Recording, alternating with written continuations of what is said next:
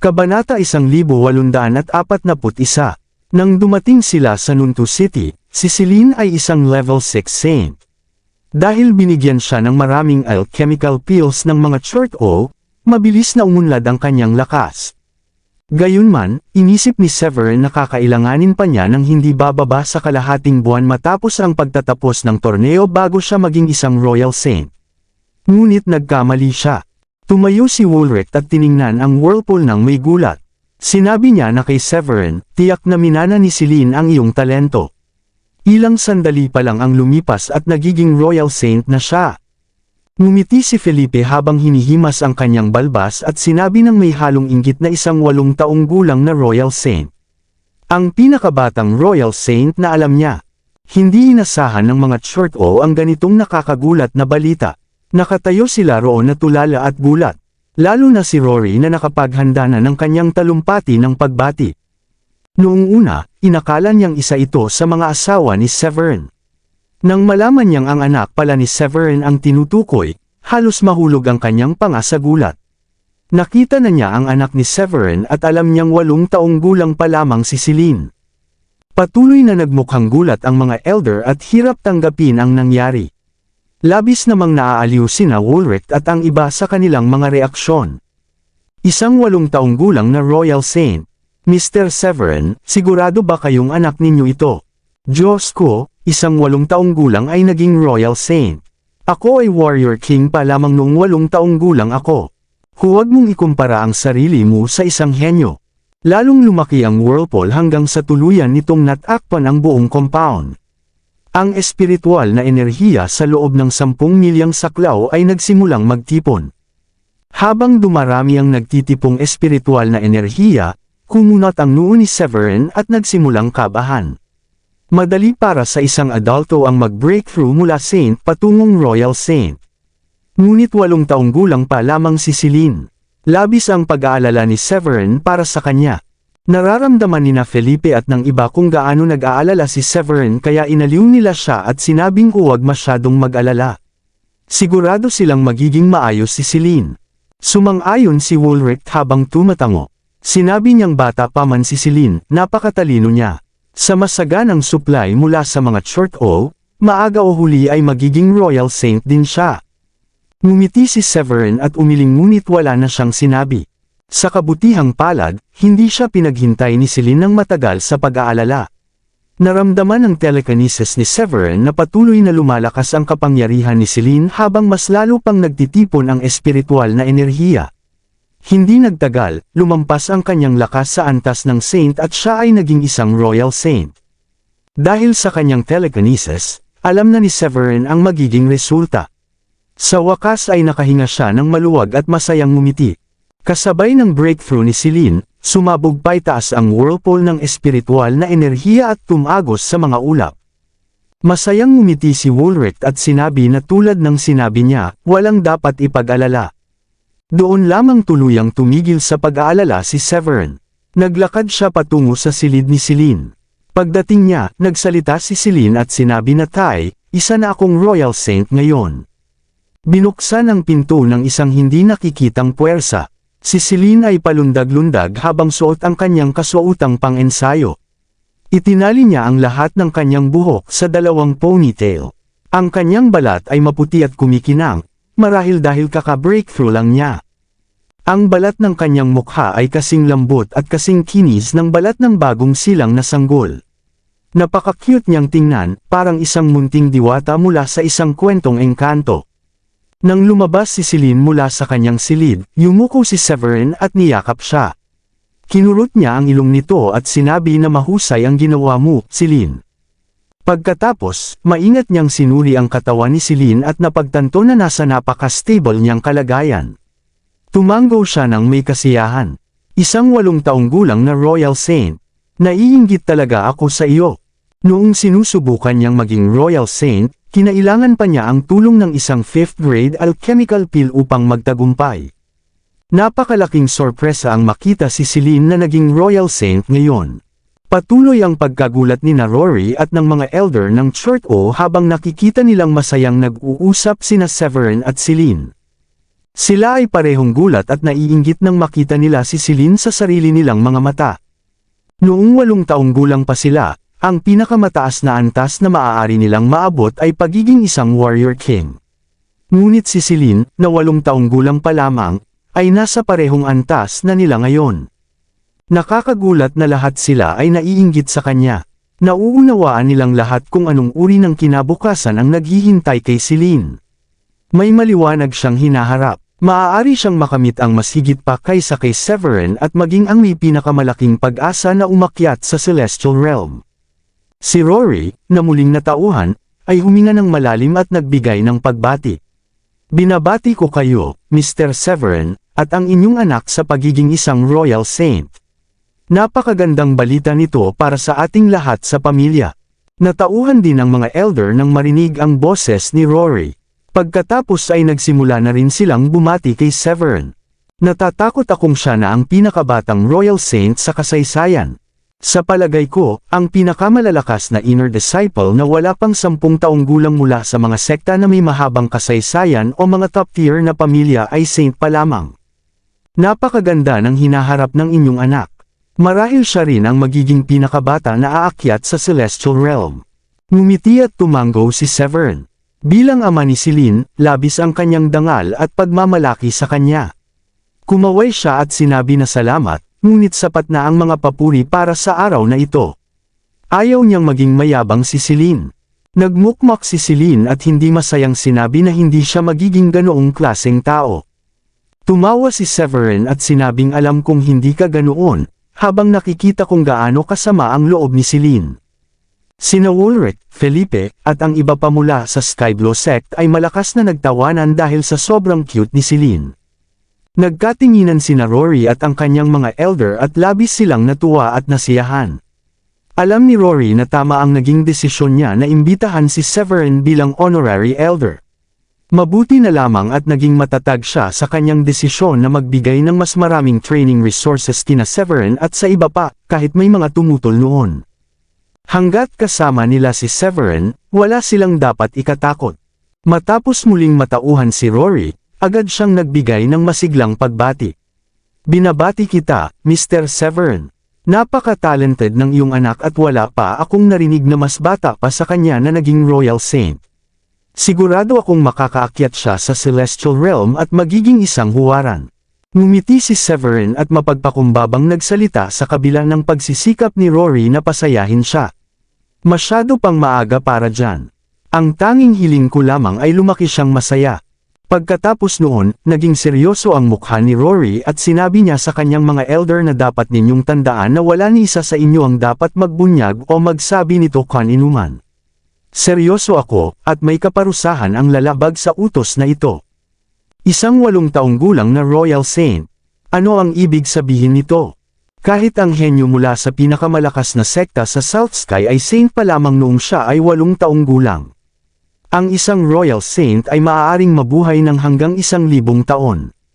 8 taong gulang pa lamang si Celine at napakarami pa niyang panahon upang umunlad. Ang mga mararating niya sa hinaharap ay lampas sa imahinasyon. Kung siya ay magiging isang taong marunong tumano ng utang na loob at maaalala ang mga short o sa hinaharap, kahit kaunti lamang sa kanyang mga makakamit ay sapat na upang dalhin ang mga short o sa mas mataas na antas. Kung kumalat ang balitang ito, magsisimulang makaramdam ng banta ang ibang mga pamilya sa lungsod, kabilang na ang Grundy Uno sect. Kung mauuwi ito sa positibong resulta, magiging napakaganda nito, ngunit paano kung negatibo ang kahihinatnan? Si Severin ang magiging dahilan ng pagbagsak ng mga short o. Dahil dito, alam ni Rory ang laki ng nakataya at mahigpit niyang ipinagbawal ang pagpapakalat ng balitang ito. Alam ng mga elder kung gaano ito kahalaga kaya tumango sila bilang tanda ng pag-unawa. Labis na nasiyahan si Severin kay Rory. Mula roon, masasabi niyang isang matalinong tao si Rory at maaari niya itong tulungan sa hinaharap. Maaaring ipaalam ni Severin sa iba na isa siyang level 9 Royal Saint, at ganoon din sina Ulrich at ang iba pang elder. Ngunit bago pa sila maging sapat na malakas upang maprotektahan si Celine, hindi niya maaaring ipaalam sa iba na isa rin siyang Royal Saint. Dahil dito, pinahalagahan niya ang mabuting kilos ni Rory. Nagpasalamat siya kay Mr. Rory. Ang kaguluhan na dulot ng espiritual na whirlpool ay tiyak na nakaalarma sa maraming tao. Hindi magiging ligtas para kay Celine na manatili sa labas sakaling may mag-imbestiga sa dahilan ng whirlpool. Mabilis niyang binuhat si Celine at ibinalik sa kanyang silid. Pagkaalis ni Severin, hindi na nagsayang ng oras si Rory at nagtungo agad sa bulwagan upang magpahayag ng isang pekeng balita. Walang sino man sa lungsod ang naghinala. Malinaw na lampas ito sa imahinasyon at katawa-tawa paniwalaan na ang isang 8 taong gulang ay isang royal saint. Matapos ang anunsyo, maraming pamilya ang bumisita sa mga short o upang magbigay ng pagbati. Hindi sila pinigilan ni Rory at masaya niyang tinanggap ang mga ito. Siyempre, hindi niya itinago ang mga regalo at ibinigay niya ang lahat kay Celine. Hindi nag-atubili si Severin na tanggapin ang mga ito at ipinasari niya kay Celine. Pagkaraan ng ilang panahon, ginugol ni Severin ang karamihan ng kanyang oras sa pagtuturo kay Celine.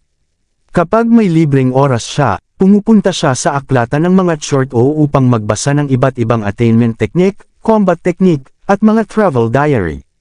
Ganito ang naging rutina niya sa sumunod na 10 araw.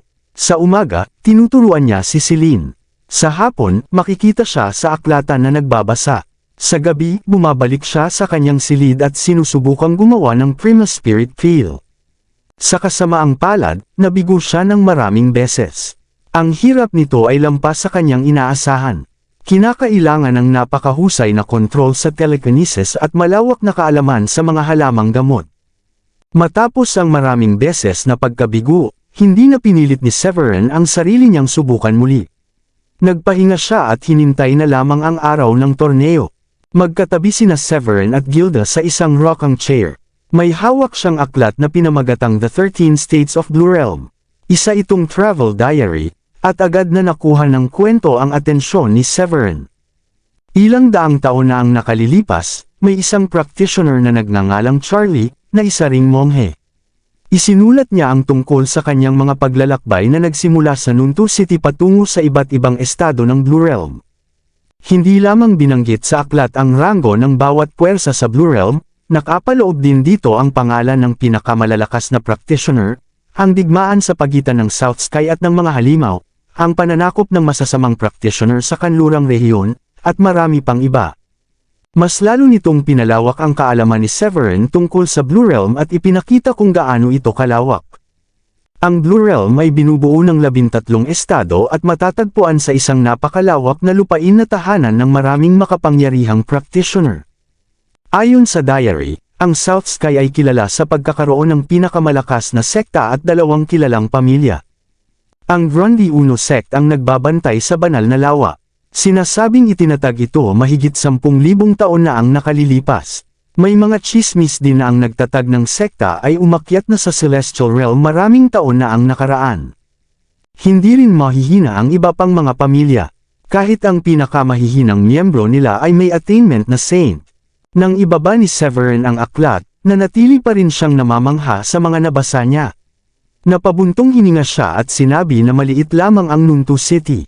May hangganan lang ang maaaring makamit dito. Ang layunin niya ay maging mas malakas. Napakalakas na balang araw ay makakaakyat siya sa Celestial Realm. Sa pananatili niya sa mga short o, nagsimula siyang maging kampante at medyo nagpabaya. Si Gilda, na naglalagay muli ng tsaa, ay napatawa habang tinatakpan ang bibig. Sinabi niyang ayos lang iyon at maaari silang umalis sa lungsod kapag umabot na sa level 9 Royal Saint sina Dayan at ang iba pang mga kapatid.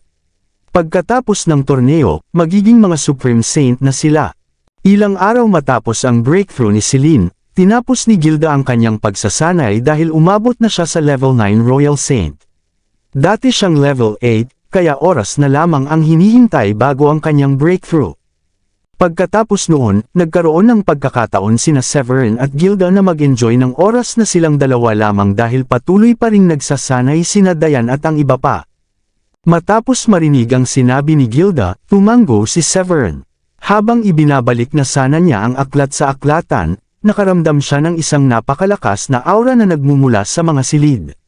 Tumagos ang aura sa bubong at bumulusok paitaas sa langit. Nang malaman ni Severin kung saan ito nagmumula, siya ay nagulat at natuwa. Sabay-sabay bang nagbi-breakthrough sina Diane, Sheila, at Sophia. Gayunpaman, mabilis siyang lumipad pataas at ginamit ang kanyang mga kamay upang idiin ang kawalan at pigilan ang pagkalat ng aura. Noong breakthrough ni Celine, nalaman ng buong lungsod ang kaguluhan. Kinailangan pang maglabas ni Rory ng pekeng anunsyo upang hindi malaman ng iba na si Celine ang naging Royal Saint sa murang edad. Dahil dito, alam ni Severin na mas mabuting pigilan ang aura sa loob lamang ng bakuran tuwing may breakthrough. Ganoon din ang ginagawa niya ngayon. Matapos niyang gawin iyon, ginamit niya ang kanyang telekinesis upang silipin ang mga silid kung saan sila nagsasanay. Kabanata 1845. Nakapikit sina Sheila, Diane, at Sophia habang nakaupo ng naka-crossleg sa kani-kanilang mga silid. Ramaga sa ang espiritual na enerhiya papasok sa kanilang mga katawan at lumikha ng parang bahagharing liwanag na kumikislap sa paligid nila. Habang sinisipsip nila ang napakalaking dami ng espiritual na enerhiya, mabilis na tumaas ang kanilang attainment. Hindi nagtagal, nagkaroon sila ng breakthrough at naging mga level 9 Royal Saint. Nakaramdam ng ginhawa si Severin habang nasasaksihan ito gamit ang kanyang telekinesis. Sa mga asawa niya, sina Diane at Sheila ang pinakamahina noong dumating sila sa Blue Realm. Pareho silang level 6 Royal Saint lamang noon. Matapos ang 2 linggong pagsasanay at ang 5th grade high rank alchemical pills na ibinigay ni Severin, hindi nila siya binigo at umabot sila sa level 9 Royal Saint. Si Sophia, na mas mataas ng isang antas kaysa sa kanila, ay dahan-dahan na ring nasa bingit ng breakthrough sa tulong ng mga training resources. Labis na ikinamangha ni Severin na hindi niya inasahan na sabay-sabay silang papasok sa breakthrough. Mabilis siyang kumilos at tinakpan ang mga senyales ng kanilang breakthrough upang maiwasang muling maging usap-usapan ang mga short-o sa buong lungsod. Habang papalapit ang torneo, umaasa si Severin na makakamit ng kanyang mga asawa ang mas mataas na attainment upang maging kwalipikado at makarating sa Sacred Lake at maging mga Supreme Saint. Bagamat natakpan ni Severin ang mga senyales, nanatili lamang iyon sa loob ng bakuran. Naramdaman pa rin ni Ulrich, Felipe, at ng iba pa ang nangyari. Itinigil nila ang kani-kanilang ginagawa at mabilis na lumipad palabas ng silid patungo sa kinaroroonan ni Severin. Masayang nagtanong si Ulrich kung nagbi-breakthrough ba sina Diane, Sheila, at Sophia. Tumango si Severin at sinabing oo, at nakakagulat na sabay-sabay itong nangyari.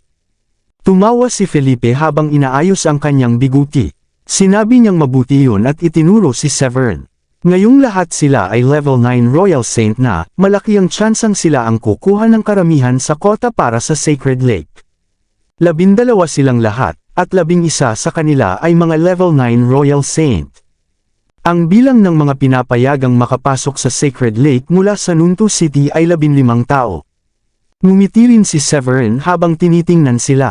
Matapos maghintay ng kalahating araw, lalo pang lumakas ang aura mula sa mga silid. Alam ni Severin na malapit na nilang matapos. Nang dumating ang gabi, si Sophia ang unang nagbukas ng pinto. Lumabas siya ng silid na suot ang isang puting damit. Kalmado siyang tumingin sa paligid. Ang kalahati ng kanyang buhok ay nakatali sa isang bun habang ang natitira ay nakababa. Hinahanap niya si Severin. Nang makita niya ito, masaya siyang tumakbo papunta sa kanya at sinabi kay Severin, "Nagawa ko."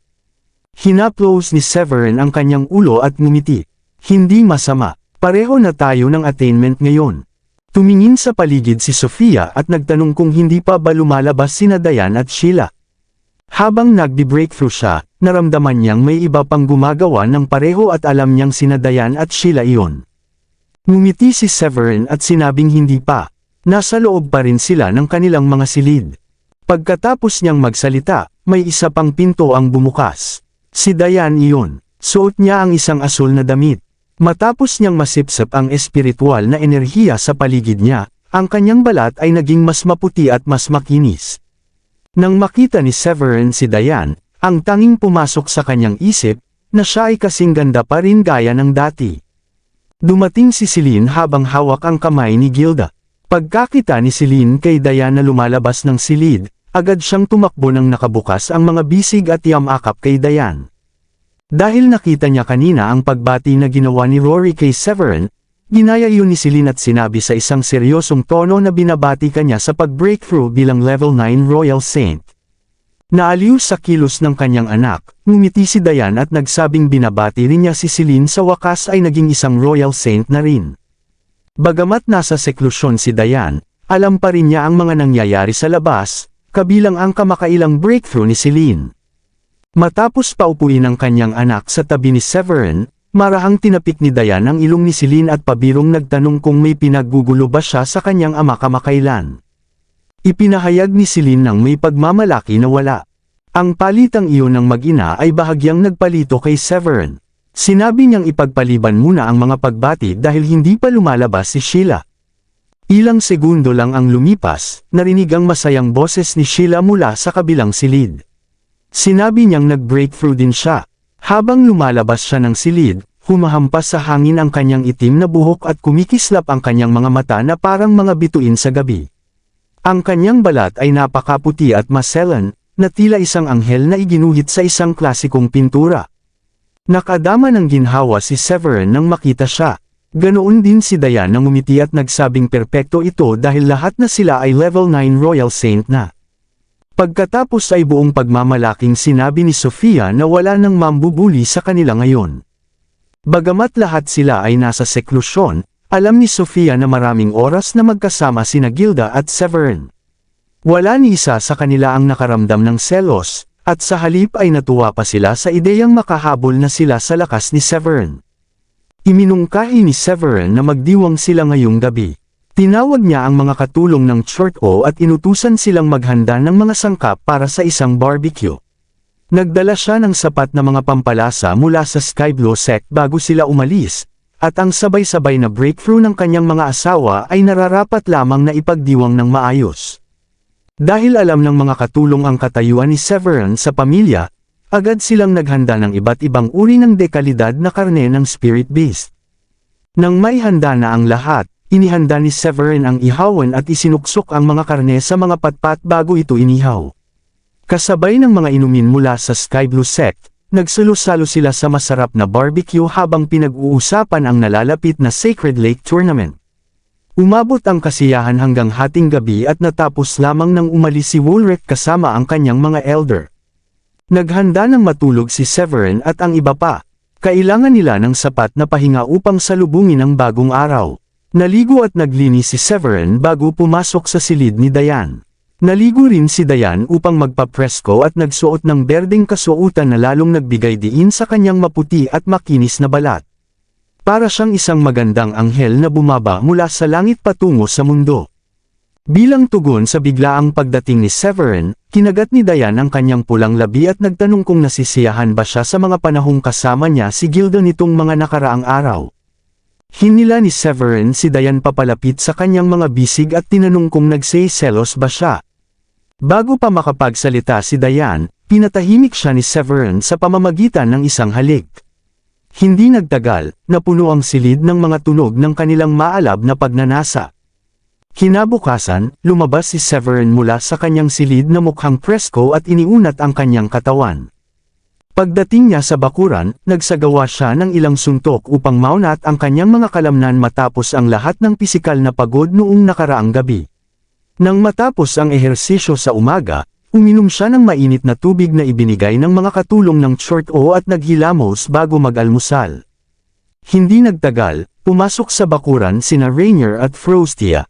Nang makita nila si Severin na relax na nagbabasa sa isang rocking chair, mabilis na lumapit si Rainier at magalang na bumati. Sinabi niya na hinihiling ng kanyang ama na makita ka. May nais siyang pag-usapan sa iyo. Inilapag ni Severin ang kanyang aklat at tumingin sa kanila. Tinanong niya kung magsisimula na ba ang torneo. Tumango si Rainier at sinabing oo, bukas na ito. Sinabi ni Severin na mabilis talaga ang panahon at hindi niya akalaing isang buwan na ang lumipas mula nang imbitahan sila sa mga Chorto. Sa loob ng bulwagan, nakaupo si Rory sa pangunahing upuan habang may hawak na tasa ng mainit na tsaa, at walang ipinapakitang emosyon ang kanyang mukha. Sa kanyang kanan ay may 3 o 4 na elder.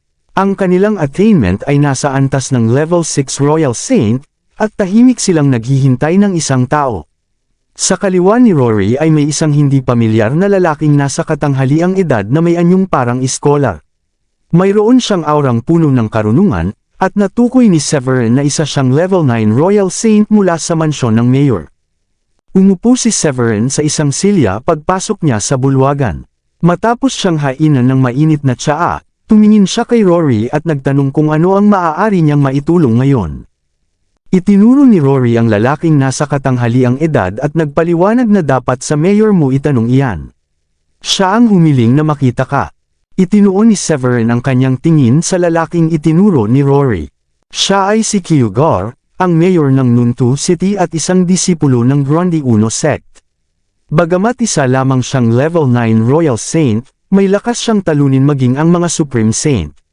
Isang buwan pa lamang ang nakalilipas mula nang dumating si Severin sa Nuntu City, at hindi pa niya nakikilala ang sinuman mula sa mansyon ng mayor. Dahil dito, hindi niya maiwasang magtaka kung bakit nais siyang makita ng mayor sa bisperas ng torneo. Magalang na gumawa ng pagbati si Severin kay Kyo at nagtanong kung ano ang dahilan ng kanyang pakikipagkita. Napansin ni Kyo ang bahagyang pag-aalinlangan ni Severin sa biglaang pagbisita, ngunit masigla siyang ngumiti at tiniyak kay Severin na may dala siyang magandang balita at maaari siyang magpahinga ng payapa. Nagpatuloy siya at sinabi na dahil sa kamakailang tagumpay ni Severin laban sa tatlong Royal Saint ng Wolpons, pinahihintulutan ka ng parehong pamilya ng Gars na dumiretso na at hindi na kailangang sumali sa torneo. Bilang mayor, tila sanay na si Kyo sa ganitong mga sitwasyon. Ipinakita ni Severin ang napakalakas na kakayahan, kaya't nakaramdam ng pagkabahala ang mga Listfolk mula sa timog at ang mga Gar mula sa hilaga matapos marinig ang balita.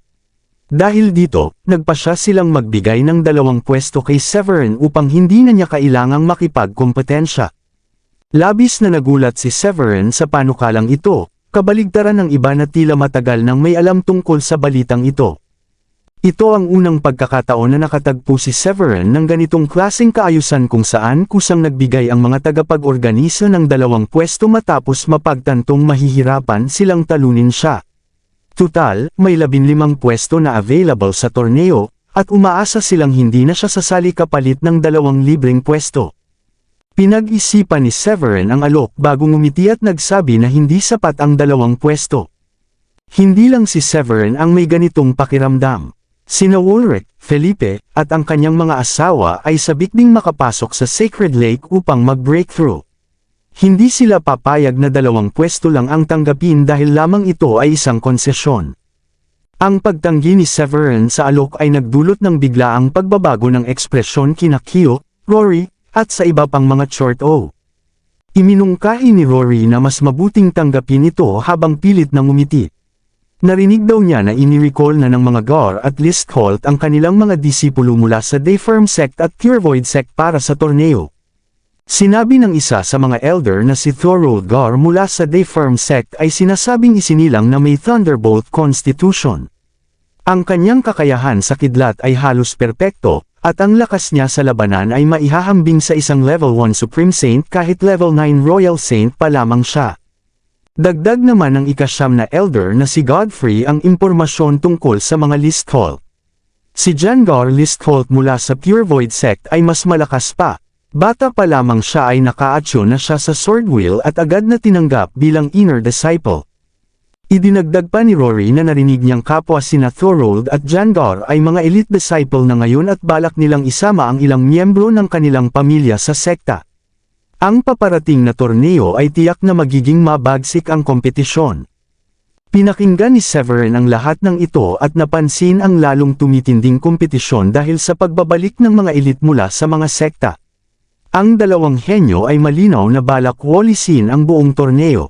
Hindi ugali ni Severin ang umatras sa hamon. Diretsahan niyang tinanggihan ang alok ni Kyo. Nagpasalamat siya sa mayor sa personal na pagpunta ngunit sinabi niyang tulad ng sinabi niya kanina, hindi sapat ang 2 pwesto. Hayaan na lamang na ang tunay na resulta ay mapagpasyahan sa entablado ng torneo. Hindi handang sumuko si Severin at pumayag sa 2 pwesto lamang. Ang susunod na torneo ay gaganapin pa makalipas ang 20 taon. Hindi yun isang opsyon para sa kanyang grupo dahil lahat sila ay hangad na mag-breakthrough bilang Supreme Saint. Dahil sa matatag na pagtanggi ni Severin, umiling si Kyo at nagbigay ng babala bago umalis. Pag-alis ni Kyo, ipinahayag ni Rory ang kanyang hindi pagsang-ayon.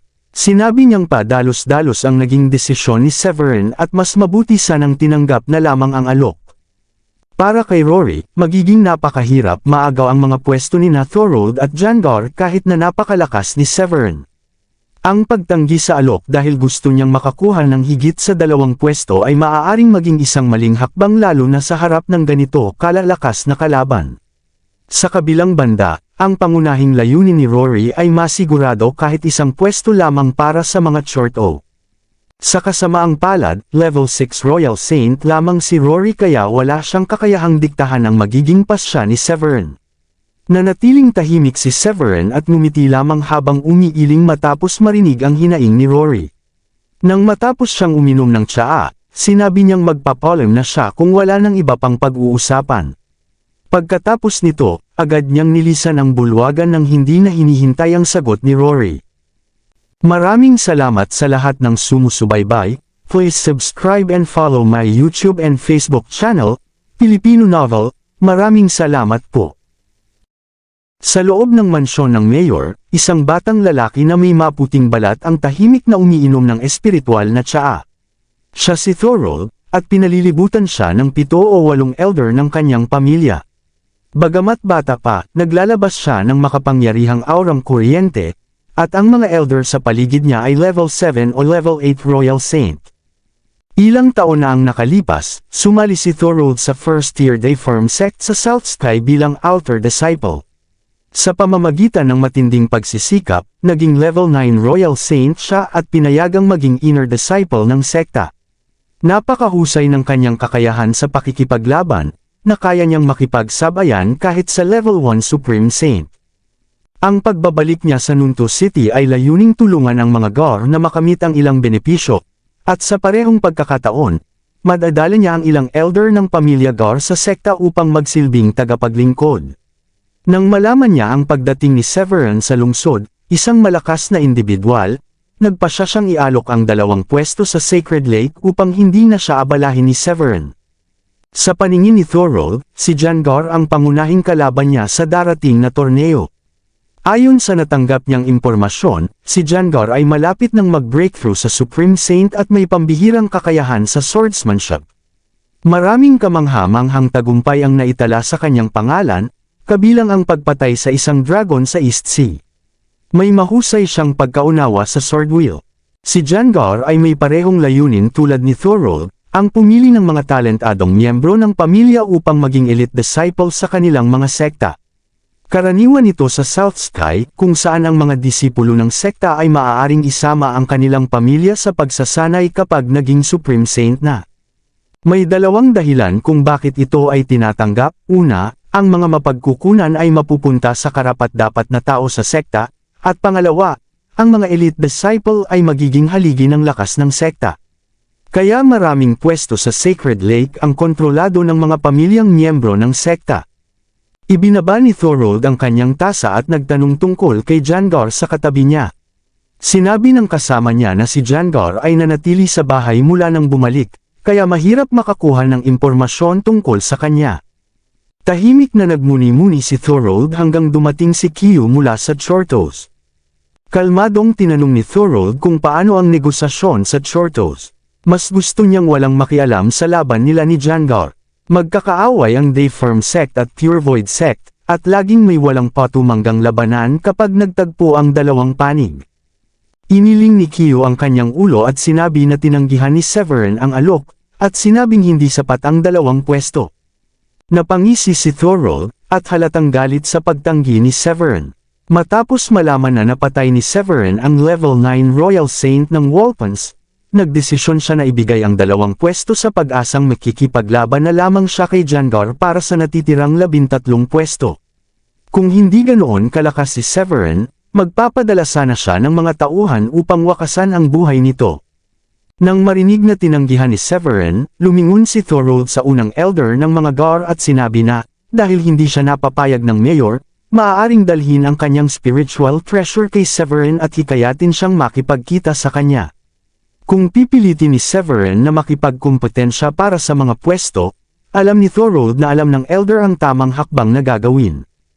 Sa loob ng estate ng Chortos, palapit na si Severin sa kanyang tirahan nang may biglang kislap na dumaan sa langit, at isang hindi inaasahang bisita ang dumating. Kabanata 1850. Ang dumating na bisita ay isang level 9 Royal Saint. Siya ay isang matandang lalaki na may kulay abo ang buhok at nakasuot ng berde. Ang kanyang mga braso ay tila tuyong sanga ng punong kahoy. Pagdating niya sa ibabaw ng estate ng Chortos, hindi na siya nagpakilala at agad na tinawag si Severin sa pangalan. Saan si Severin? Sabihin mo sa kanya na lumabas ka agad.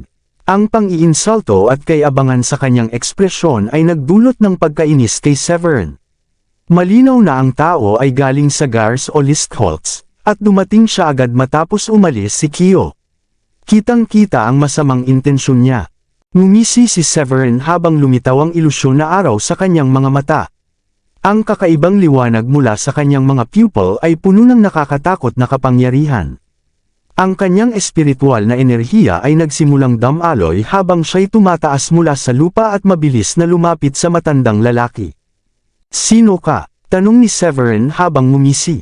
Bagamat level 9 Royal Saint ang matanda, nakaramdam siya ng takot at pangamba sa unang titig kay Severin.